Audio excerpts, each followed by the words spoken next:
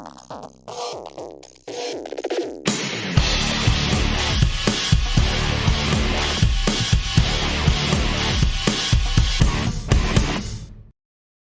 everyone and welcome to that film trivia podcast that you tell all your mates about all the things that you learned on it. It's some of the things we learned from film. I'm one of your hosts. My name's Planty and I've got a tramp stamp. And I'm a SilentFilm. John, how are you? I'm alright. All the better for seeing your beautiful face. Fantastic, innit? Welcome back to week 3 on the trot. We've not had a week off. This is good. We're making the effort. Pushing through. Yeah, absolutely. Defo. And this week we're doing something again a little bit special. What are we talking about, John? So we're looking at a 1925 silent film, right? But it's no silent because of the narration through it, which I loved. Called The Gold Rush with CharlieChaplin. 1925, John. This film, 100 years old, nearly as old as you. Nearly, but not quite. There's phenomenal work. There's not a lot of films coming out in 1925, by the way. Oh, right, okay. No, so I was I'm looking. sure have you got any propaganda for us? That would be nice. No, honestly, it's just News like on the match. as it happens. Just a lot of Buster Keaton stuff, a lot of Ben Hur stuff, a lot of Phantom of the Opera, but nothing to write home about. Oh, mate, Phantom of the Lon Chaney, Phantom of the Opera. Yes, please. That was on the list, listeners. We were going to do that until I got a bit of a heads up on this one from friend of the podcast, Le Cine Nerd, and Diana told us that this was 100 years old this year, only last month. So we had to jump on that. I did ask her to get involved, but I asked her far too late because I'm a bitch. So she's not involved. Just pretend she is. She said she's there, but she's actually silent. There you go. But yeah, she's promised that she's going to come on and give us a bit of a ratings boost in the near future. We just need to find some really, really old films for her. So. Oh, God, aye. Birth of a Nation it is, Diana. Yeah, maybe not. Right, okay. If you like what we do, you can give us a quid. Please give us a quid at patreon.com/100thingsfilm. We will shout you out every episode. We'll also promote any shit that you've got going on.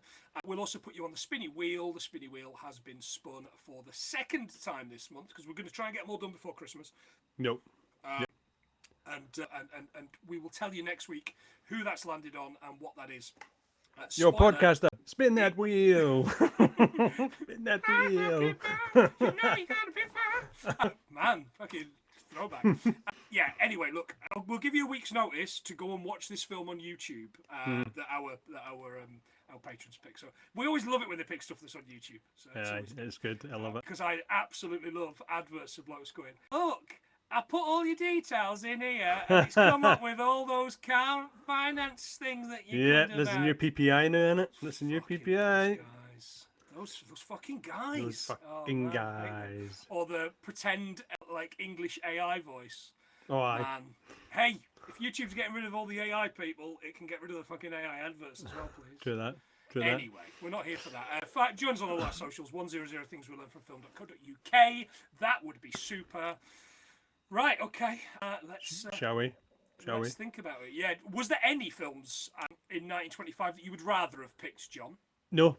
Maybe Buster Keaton's Go West. I've seen that a couple of times, and I did really enjoy it. But maybe Buster P. Keaton. I was going to say, is he not the guitarist out of A, which is a reference for absolutely nobody, mate. Nobody. Keep that. You can keep that.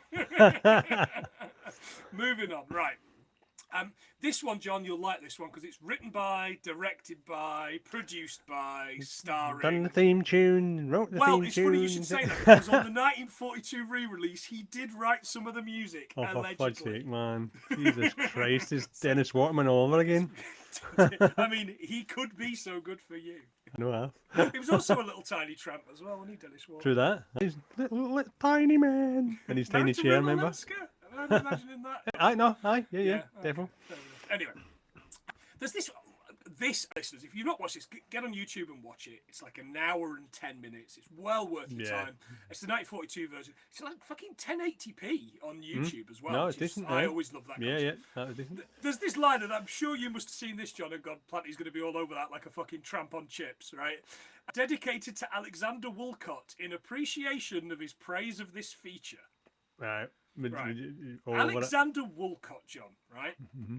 They'd obviously looked at it and then gone, right, in the 1942 version, we'll say something nice about this man, who was still alive at this point. Alexander Humphreys Walcott was an American drama critic for the New York Times, the New York Herald, and the New Yorker magazine. He's a native New Yorker. Although he's not, he's actually from Jersey. He said, "It must be said of Charles Chaplin," I don't know why he's from the Deep South, that he's created only one character, but that one in his matchless courtesy and his unfailing gallantry, his preposterous innocent gallantry in a world of gross Goliaths, is the finest gentleman of our time. Ooh, He's not that fine a gentleman. He breaks into people's cabins and robs their fucking meat bones, doesn't he? Exactly, right into the bones. Prick. Stealing the bones, bastard. Yeah, the guy died a year after this was released. This version. Oh, really? Yeah. Right. Pretty much live on radio as well, which I think is pretty fucking cool. Whilst he'd said that Hitler wasn't a problem. Fuck's sake. He has got one hell of a Wikipedia page. Listeners, get on that. Yeah. Well, yeah. Anyway. So yeah, as I say, it's 1942 version, and it's got this added voiceover that John mentioned. Again, voiceovered by Chaplin. Charles Nah, Chaplin. it's no great exactly. dictator, but it'll do. Yeah, it works. Yeah. Right, Alaska. It's Alaska, the Gold Rush. Right. There's these lads climbing the Chilkoot Pass. Oh, Chilkoot. Yeah, the Chilkoot Pass is a mountain pass between Alaska and British Columbia. None of that just Columbia. None of that. Highest elevation 3,759 feet. Ooh.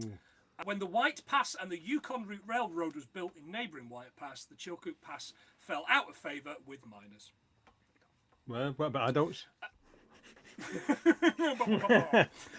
Here comes the little tramp, followed by a bear, a real bear, John, which didn't happen in films. Black bear. There's an estimated 100,000 black bears in Alaska alone.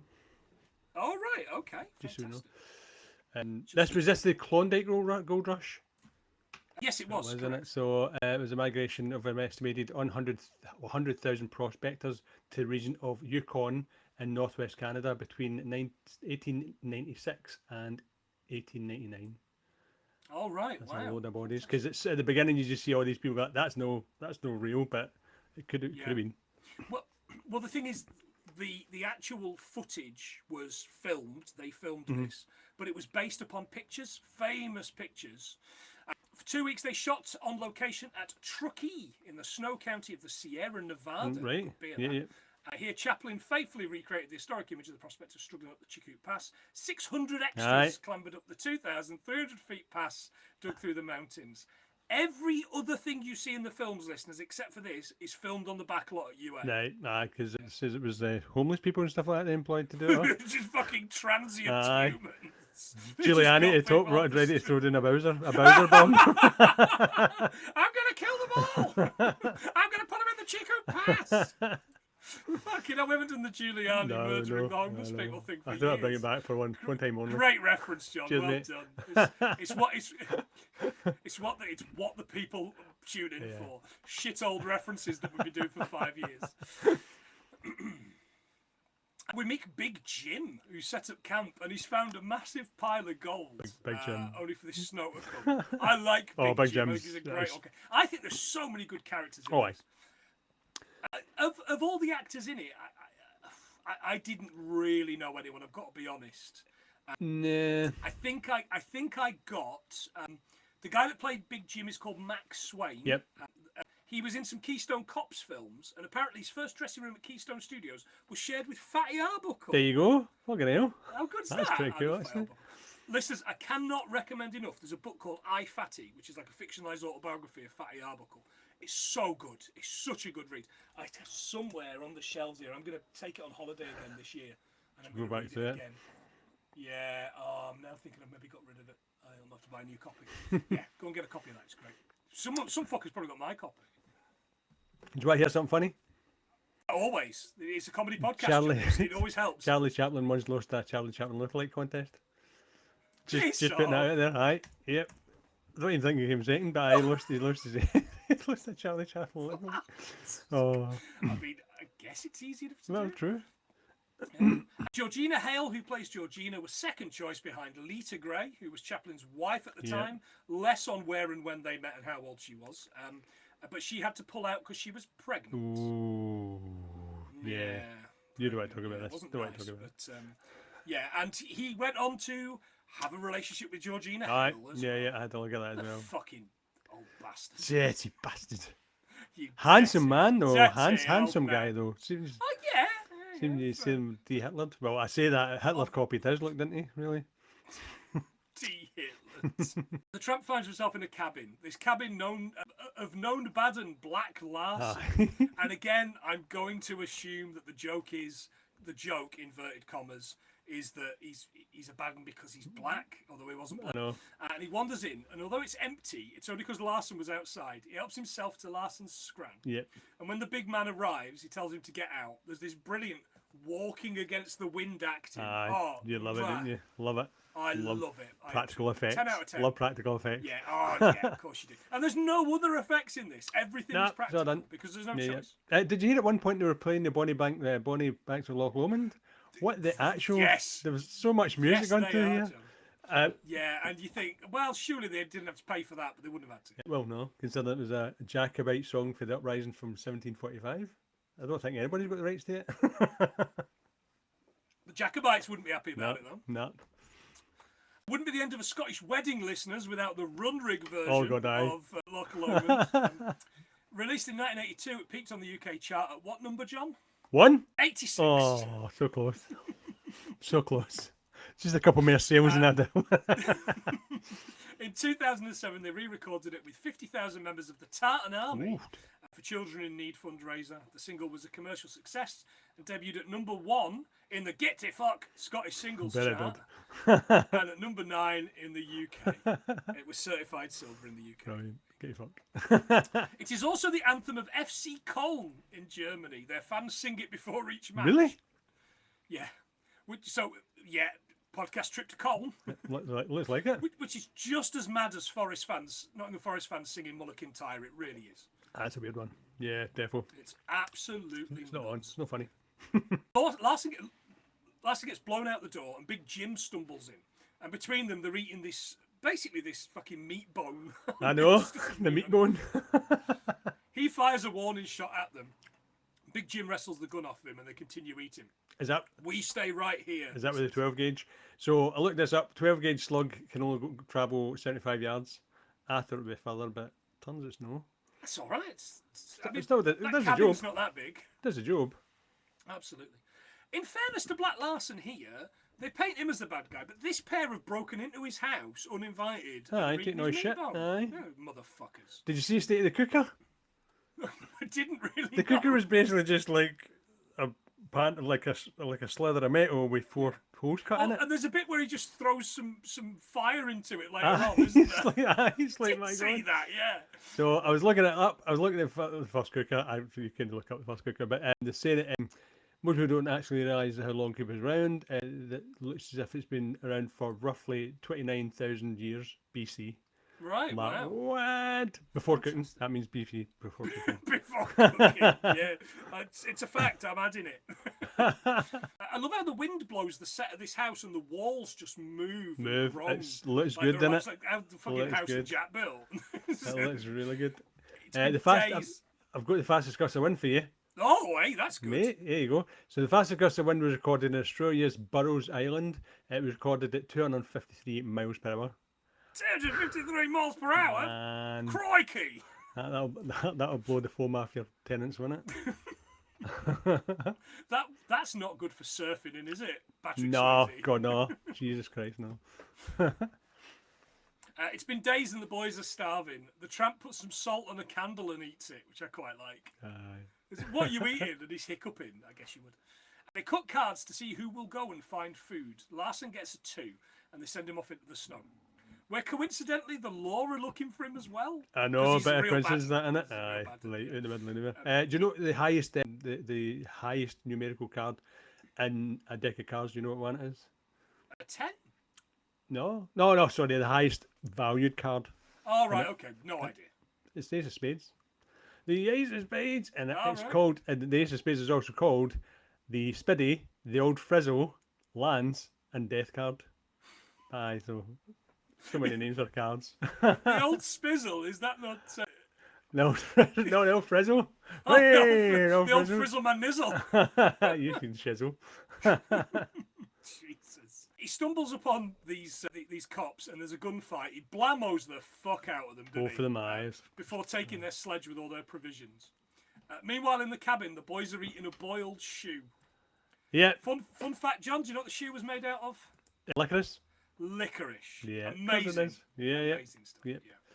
Consuming leather can be harmful to humans. It's not digestible and can cause digestive issues and health problems. So don't eat your feet. Don't eat your feet. Fantastic. Take that, you fucking bootlickers. Especially your Doc Martens. They ate 3 of them before Charles Chaplin was happy with the take, John. Bloody hell. Pretty good. The boot was made by the film Hillaby's in Pontefract, West Yorkshire, which is, of course, home of Pontefract cakes. Nice. Those little flat licorice sweeties. Yeah. Haribo still have a factory out there. Haribo. Yeah. Took 3 days and 63 takes before he was happy. Wow. It's fucking brutal, isn't it? Pretty bad. No wonder the film cost nearly $1 million to make. What? Did you adjust for inflation in today's economic No, but I have got some adjusted for inflation stuff later on. Oh, okay. Which I think is probably the same number, but I haven't got it on my notes till we get to it. I love the fact he's twirling the lace around this fort like spaghetti. Oh, it's so good, isn't it? The bottom of it, he's licking the hobnails clean like they're chicken bones. Aye, fucking. well done.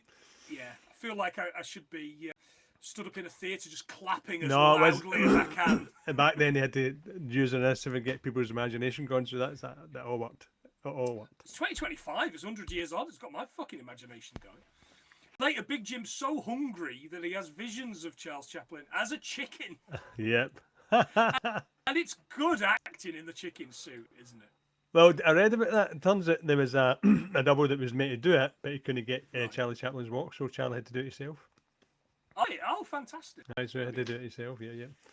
I mean, the guy was getting paid like $1 million fucking dollars a year, so fuck him. Do you know what I mean? The least he could do. It's the least he could do. Mate, if someone's willing to give me a tenner, I'll and the chicken suit. I'll don a chicken suit and I'll do video. I definitely. Well, I've looked it up. So at the time of his death in 1977, Charlie Chaplin's net worth was $450 million. That's obviously adjusted for the day's inflation, making him one of the wealthiest entertainers of all time, big man. So he had some cash and a lot of kids. Yeah, he was doing absolutely all right, wasn't he? Mm-hmm. I had 11 kids. 11 kids? Jesus. I mean, like, put a blob on. I know. At least put your wee bowler hat somewhere else. At the time of his death in 1977, Charlie Chaplin's net worth was estimated to be around $400 million, which would be, apparently, $5.3 billion US today. Really? Mm-hmm. In his will, he left 100 million British pounds to his fourth and final wife, Una. Matata! I love the fact we both went different ways for that. You went Lion King, and I went War of the Worlds. To his grandchildren, he left 15 guineas, a token amount to prevent his grandchildren from contesting the will. Chaplin's children each received £150, except for one, Michael, who was apparently his favourite, who received the vast fortune that remained. Mrs. Elizabeth Drew, his housekeeper, got the bed and curtains that she admired so. Oh man! How good is that? That's I mean, like, it's not if you're the ones. Do you know what I mean? But... I was going to say it's like Scrooge's housekeeper, isn't it? She got all his stuff. She'd have took his fucking eyes if she could. No. Big Jim chases him outside with the gun. It's you! I must be crazy. The tramp takes the gun and buries it in the snow, but Jim has other ideas. Yeah.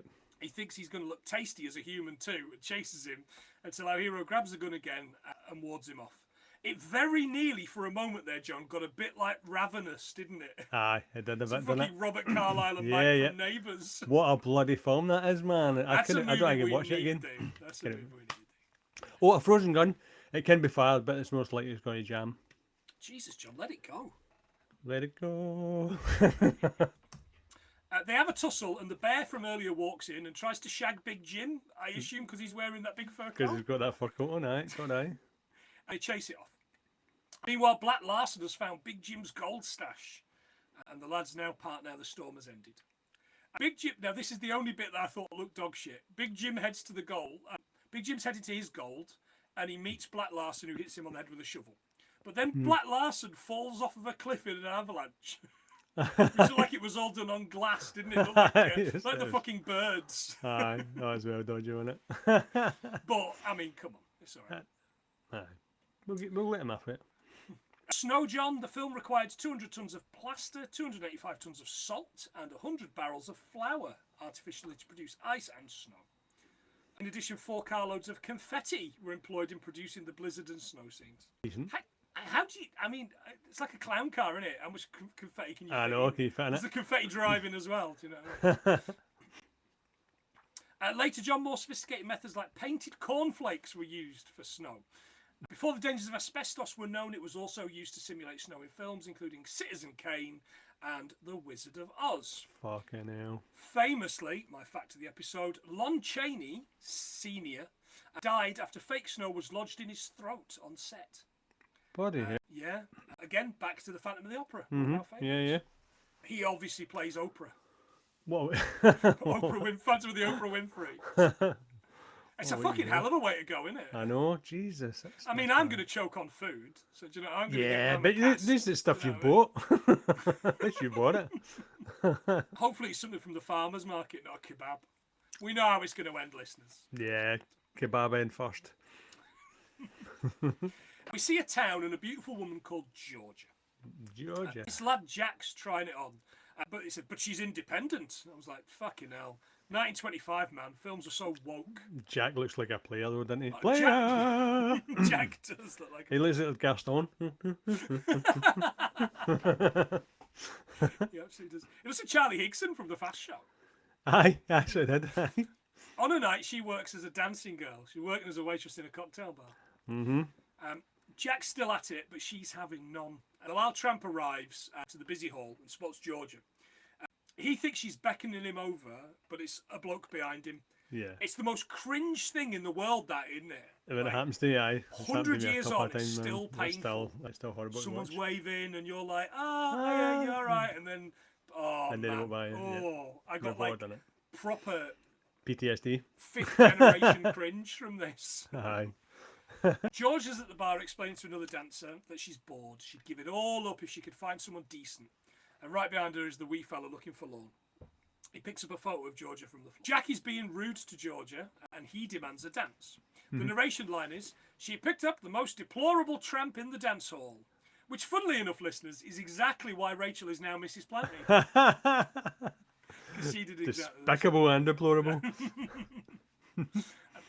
She instead picks up the tramp. See, I'm very particular about who I dance with.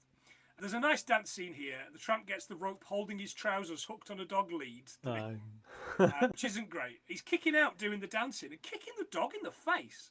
I was very against this, no matter how old it is. Do you know what I mean? Yeah, it's definitely of its time. Oh, very much so. I think right up until at least the 30s, you were allowed to kick dogs in the face, weren't you? Many people still do, John.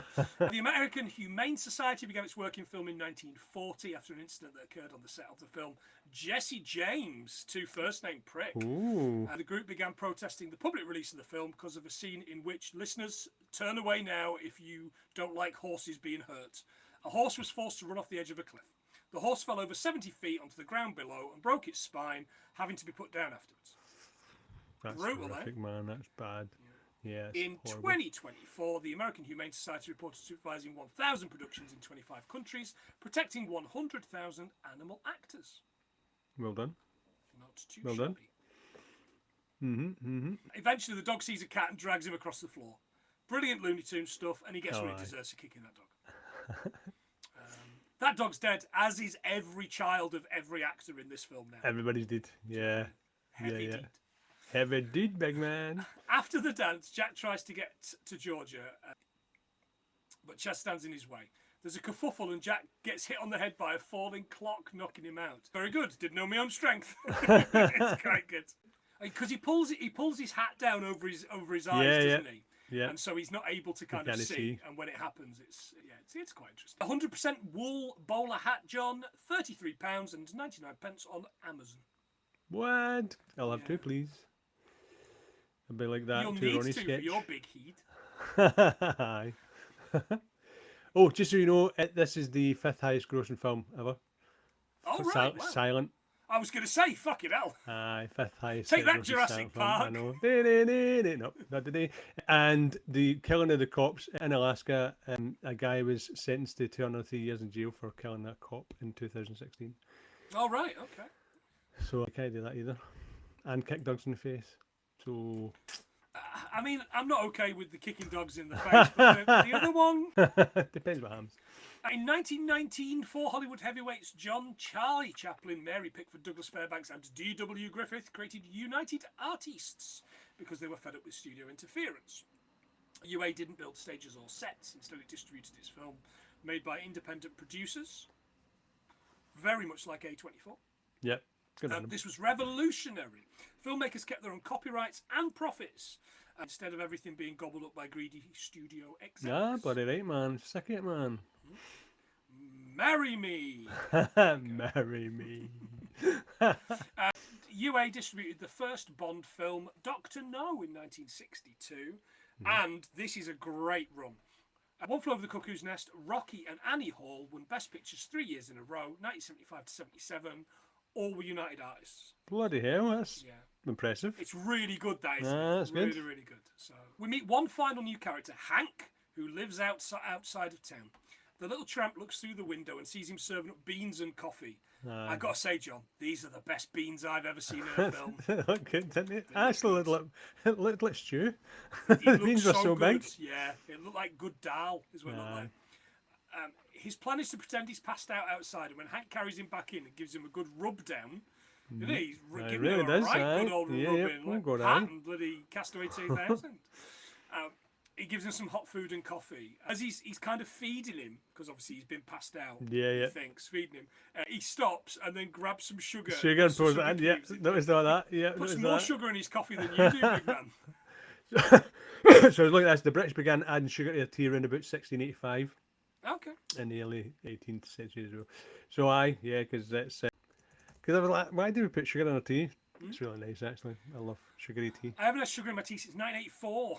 What? Shaun of the Dead, man, isn't it? When Glenn Michael was still alive? Oh, too soon. R.I.P.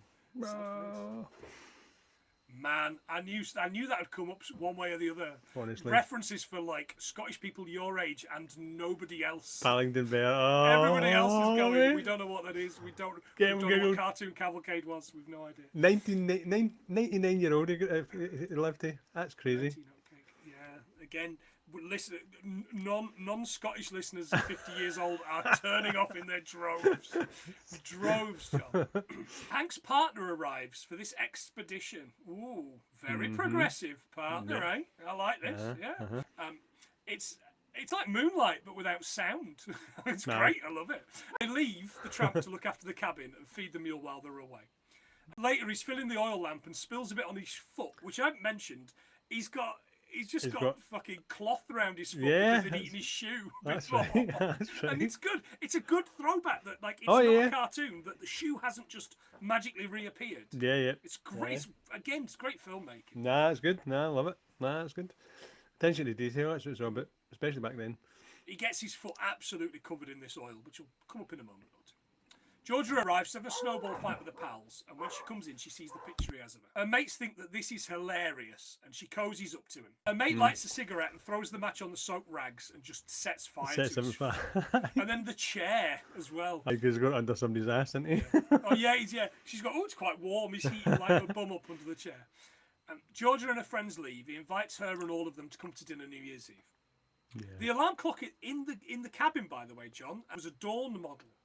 With a nickel finish made by the E. Ingram Co. of Bristol, Connecticut. Not my Bristol. Founded in 1831, the company remained in business until 1967. Man. That's some good going. Yeah. I love little things like that. Absolute nightmare looking up Dawn clock, by the way. Oh, really? It just brings up those clocks that wake you up with sunlight. Yeah. Like sad clocks.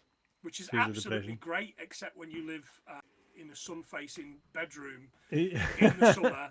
And you're woken up at 3 a.m. every fucking day. As they're leaving, they all have a good laugh, which he doesn't see. And he runs to the cabin and celebrates by ripping a pillow apart. Yeah. It's just... You could have used that as a bloody snow. There's so much yet. Just then she returned. I think it's like, what a terrible time for Georgia to return. And he's sitting I there. have no idea why it's Ringo Starr on Thomas. What a terrible time for Georgia to return, thought Thomas. To Sodo. Gear.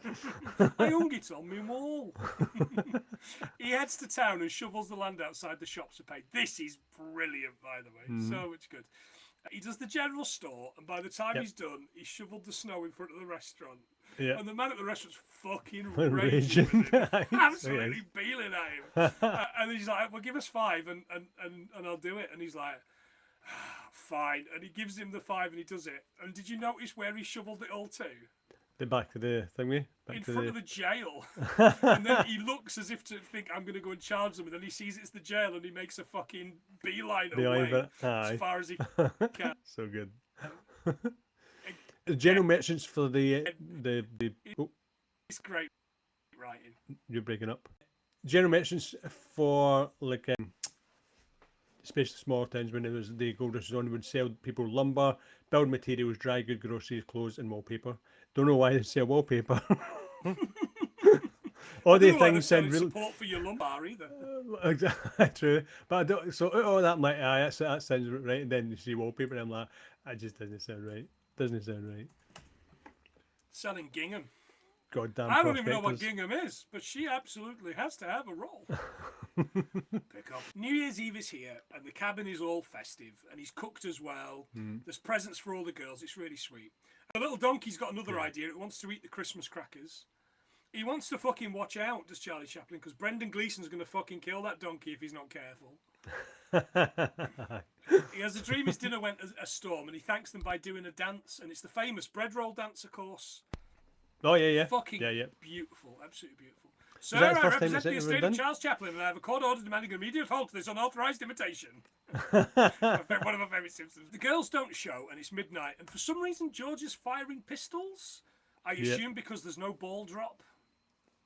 Yeah. Ball drop, John.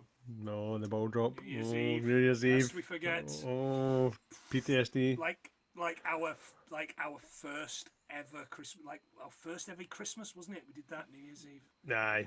Jesus. We get Old Lang Syne, but I'm saving the facts for that for when we finally do It's a Wonderful Life. Talking about Christmas. Yeah, fine. I'm happy with that. Yeah. Georgia remembers the little fella and grabs the girls and Jack to head up to the cabin.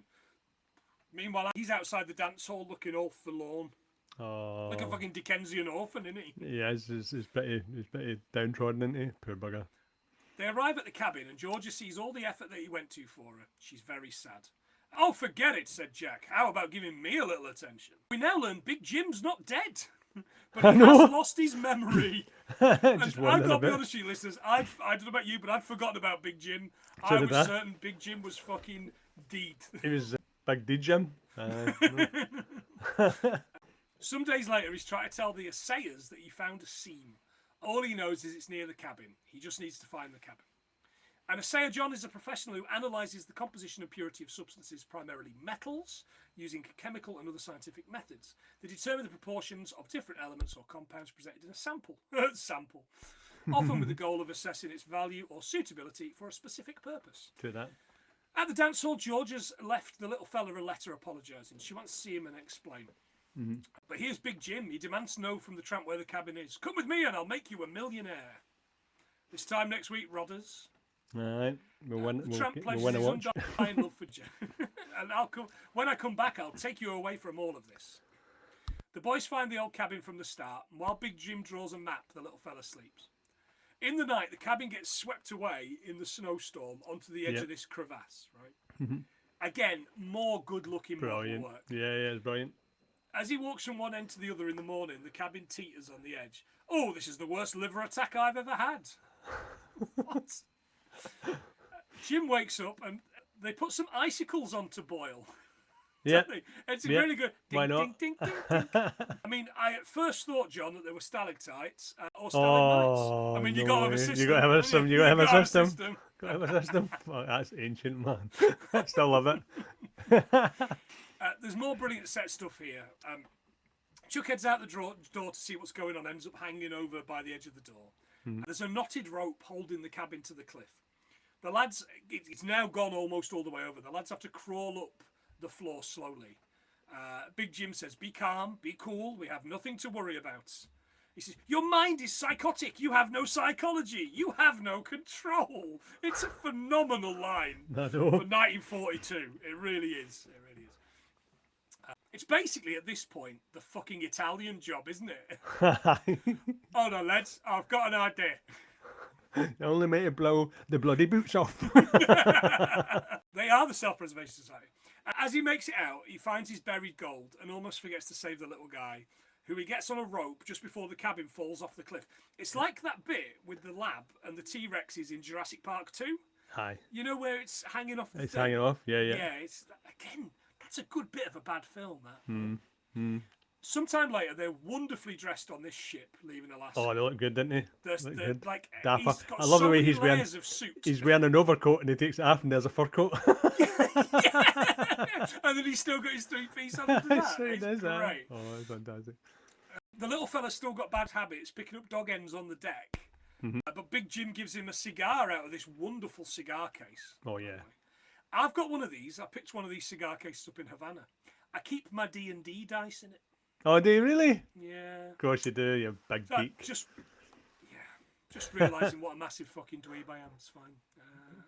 Thank fuck I'm already married, because do you know what I mean? Who would? There's a reporter wants the full story of the little tramp, but for the photo op wants him photographed in his old gear because it'll be a good bit. Meanwhile, Big Jim gets a manicure, and he goes, "Not the nails, the corns." The corns are like, oh. I mean, he has been hacking away at a seam of gold, though, hasn't he? Nah, true. As the little fella's getting changed, he sees the photo of Georgia. He's sad. And in steerage, Georgia is there. Neither of them know that they're on the same ship. Yeah. Steerage John refers to the lowest possible category of long-distance steamer travel. It was available to very poor people, usually emigrants seeking a new life in the new world. In many cases, these people had no financial resources and were tempted to escape destitution at their home and needed transport at an absolute minimum cost. In many cases, they provided their own bedding and food. Right, okay. The word most likely comes from the fact that the accommodations were located near the ship's rudder. There you go. Really? For steering, you know. True. Steerage. Fantastic. Almost there, listeners. The little fella heads out to take his photo and falls down some stairs, landing in this coil of rope. A coil of rope's a pretty good set piece, isn't it? Yeah. I like that. He's mistaken for a stowaway, and Georgia's going to pay his fare until he's recognised as the millionaire. The millionaire, yeah. They walk off together, and the narrator says, "It's a happy ending indeed." That's the end. There you go. That's it. That's all she That's wrote. it. That's the So movie. quick. That is It's all so she- quick. Oh, mate, yeah, it's what she said. So quick. Any other facts, John? Yeah, so the first countries to prohibit fur farming in Europe was the UK in 2000, and then Austria in 2005. Oh, good on us for fucking Good on. once. I know. First, the bag for life thing, and then the fur coats. That was good. It's illegal to buy or sell bear meat in the US per Outdoor Life, which means only hunters with special licenses are permitted to kill the bears and use their meat. You can't sell it. And I think you went through that. CharlieChaplin died Christmas 1977, age 88. Oh, right. Oh, wow. Okay, fantastic. The Klondike Gold Rush, John, migration of an estimated 100,000 prospectors to the Yukon. You've already got the date. Gold was discovered there by local miners August the 16th, 1896. When news reached Seattle and San Francisco the following year, it triggered a stampede of prospectors. Dawson City was founded at the conflux of the Klondike and Yukon rivers. From a population of 500 in 1896, the town grew to house approximately 17,000 people by Jesus. 1898. I'll bet. It was built of wood, isolated and unsanitary. Dawson suffered from fires, high prices and epidemics. Jesus. No surprise there. Dawson reeks. It would be remiss of me to not mention the regional people. There are 231 federally recognised tribes of native Alaskan people. Oh, nice. So, there you go. Good. In 1942, the 1942 version received Academy Award nominations for Best Music Score and Best Sound Recording. Right, okay. And in 1953, the original 1925 version of the film entered the public domain in the United States because claimants did not renew its copyright registration in the 28th year after publication. There you go. Happens all the time. Doesn't it just? Right, I'm going to top them up. You tell us how many you think we got. Oh, right. It was relatively short. I'm going to not very often I do this. I'm going to go low 60s, Oh, can you go higher?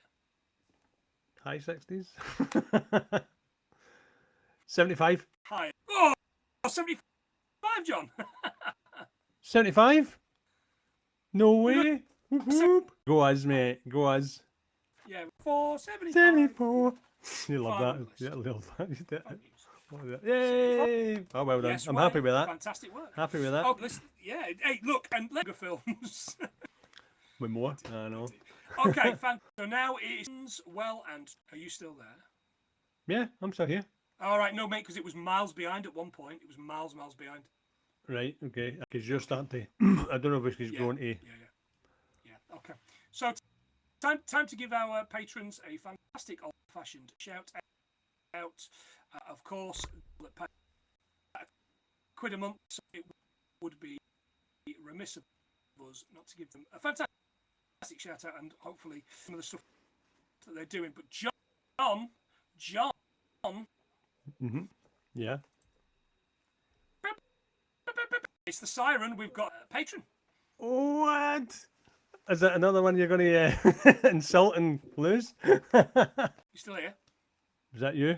Because I've come off just in case it's my connection. Exactly. Hang on. Can you hear me all right? I can hear you fine, aye. It's your video. It's gonna. That's how I came off. Right, don't worry about that. That'll fix itself. Okay, no worries.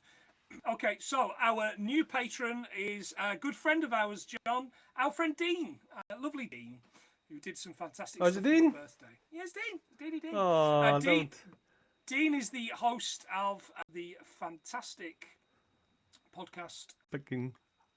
Yeah, Total Cult Zone presents. Now, Total Cult Zone presents, if you don't know, is a film review podcast that reviews some of the worst films of all time, but also brand new films. I've been lucky enough to go on Dean's show and talk about some documentaries, talk about some German film. Yeah, we've had so much fun on there, but we've also talked about Sex Lives of Potato Men, which is dog shit.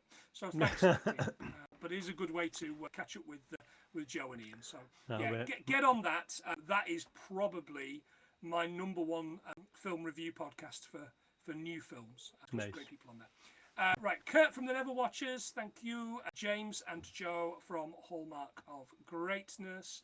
Lee Davies, Candy, Oodle, Stig, Gadget and Biggie from Modern Escapism, Kieran Corrigan. Lovely Rob Jones, I owe an apology to because he was not on the spinny wheel this time. I missed him off the spinny wheel. We'd had some technical issues and I had to put all the names on manually and I missed lovely Rob Jones off of dear. That.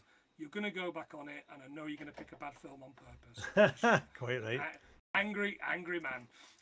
It's the last thing you could call Rob Jones. Jen and Ian Stewart. Megan, Dale and Ali, Maria, who picked last week, Paul Parks, who's picking in 2 weeks' time. We've got Ian McComish, Nigel Davis at the Wonder Emporium. Go and follow him on eBay. Dan and Gavin Belson, Aaron Huggett from Z1 Podcast, Mono from Mono Rants at the Movies, Ian Graham, Gav McGill, Josh Wilson, super familiar with the Wilsons. He's given me an idea about what he wants to do when he comes on, and I'm horrified. Oh dear. Okay. Phil and Rachel Plant, who is utilising her opportunity as the wife of one of the blokes that runs the podcast, and is demanding her own show for next week, which is her birthday. Yeah, I've seen it. So next week, we're doing what, John? We're doing it. We're doing the Strictly Ballroom. Strictly Ballroom. There you go. Strictly Ballroom. Absolutely. So yeah, Strictly Ballroom next week for Rachel's birthday, which I'm actually quite looking forward to because I've never seen it. It's another one I've never seen. Nah, so never. We're going to do 2 on the trot films that we've never seen. Mm-hmm. Yep, definitely. Fantastic. Say something nice to the lovely people at home, John. Something nice, people. Something nice. Enjoy the weather, but no, you'll miss it. It's a heat wave coming. And see when you're working in it, just slather on hundreds and hundreds of that factor 50 because I've been burning all week. Oh, week. Jesus. Bernie head covered in cap. I'll try and get that on the social so you can see it. Yeah, so stay safe out there in the heat wave. Yes, indeed. Thanks very much, John, and thanks to all of you wonderful listeners. We'll be back next week with Rachel's special episode, Strictly Ballroom. But for now, I've been Planty, he's been John, and this has been 75 things decent we learned from the Gold Rush. See ya. See you guys.